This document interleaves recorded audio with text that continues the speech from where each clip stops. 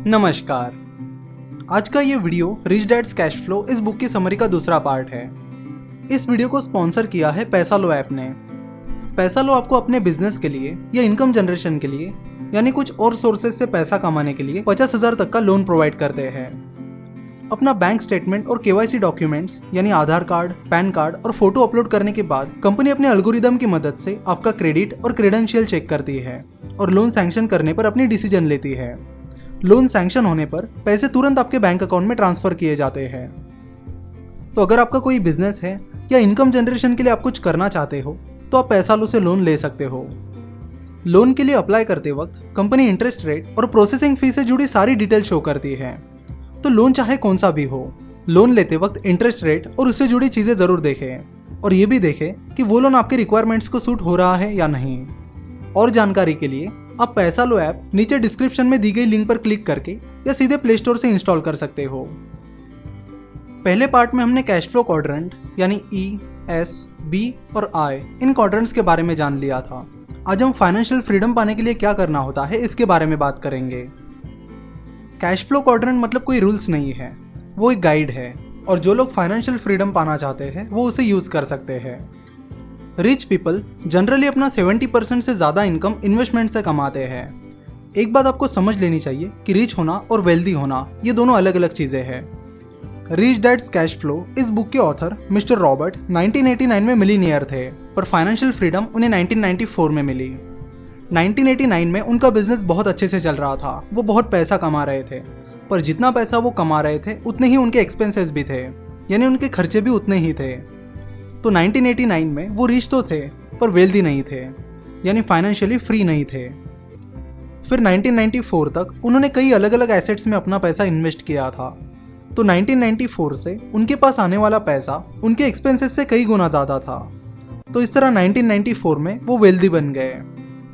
Rich लोग आपको बहुत मिलेंगे पर वेल्दी लोग आपको बहुत कम मिलेंगे, क्योंकि लोगों की आदत होती है कि चाहे वो कितना भी पैसा क्यों ना कमा ले, जैसे ही पैसा उनके पास आता है वो तुरंत उसे खर्च करना शुरू करते हैं। और इस आदत की वजह से जितना भी पैसा वो कमाते हैं वो खर्च हो जाता है और वो कभी वेल्दी नहीं बन पाते।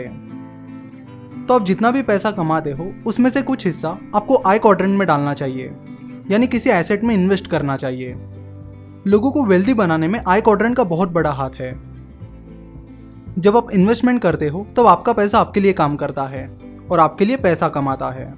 साथ ही आपको उससे कई टैक्स एडवांटेजेस भी मिलते हैं। अमीर लोग और अमीर बन रहे हैं, इसके पीछे एक कारण टैक्स भी है।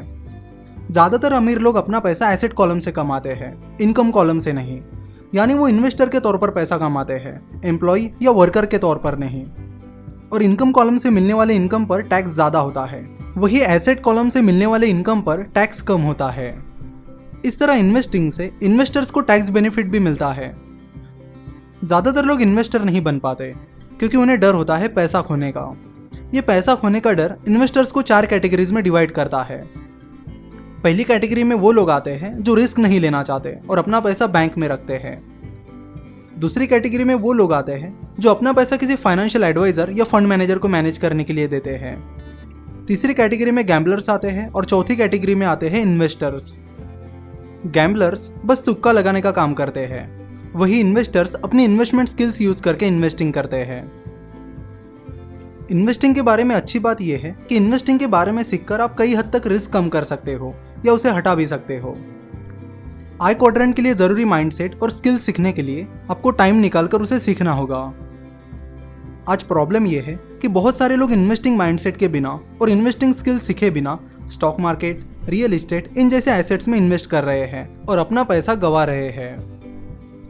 मिस्टर रॉबर्ट कहते हैं कि डजंट मैटर आप कितना पैसा कमाते हो, आपको दोनों साइड के क्वाड्रेंट्स में होना चाहिए। एग्जाम्पल के तौर पर मिस्टर रॉबर्ट बताते हैं कि उनके 2 दोस्त हैं और दोनों भी जॉब करते हैं। उनमें से एक दोस्त पुराने मकान खरीदता है, उन्हें दुरुस्त करता है और किराए पर देता है। इस तरह धीरे धीरे उन्होंने कई मकान खरीद लिए जिससे वो काफ़ी अच्छा रेंट कमाते हैं। तो अपनी सैलरी और रेंट का इनकम मिलाकर वो सालाना $150,000 से भी ज़्यादा पैसा कमाते हैं। वही उनके दूसरे दोस्त जॉब के अलावा कंपनीज का एनालिसिस करते हैं और उनमें लॉन्ग टर्म के लिए इन्वेस्ट करते हैं और अब उनका पोर्टफोलियो $3 मिलियन के भी ऊपर चला गया है। इस तरह उनके ये 2 दोस्त दोनों साइड के क्वाड्रेंट से यानी ई और आई क्वाड्रेंट से पैसा कमाते हैं। मिस्टर रॉबर्ट के एक और दोस्त ने अपनी कंपनी बेची थी।